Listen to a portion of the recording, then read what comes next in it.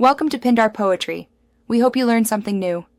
You begin by enabling NFC and preparing the ring. This is why we do it now. It avoids mid-process failures.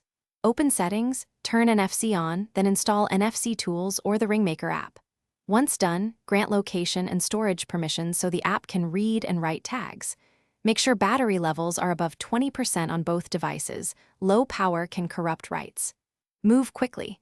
Tap the ring to the phone when the app prompts, because proximity is required for successful data transfer. You now create the payload and write it to the ring so it behaves exactly as you want. In the app, pick URL, vCard, or Android intent. This choice determines how Android interprets the ring. Then fill in precise fields. For URL, include https:// For a contact, add full phone and email. Once configured, hit write and place the ring's flat surface over the phone's NFC coil. Hold steady until the app confirms success. This prevents partial writes and unintended data corruption.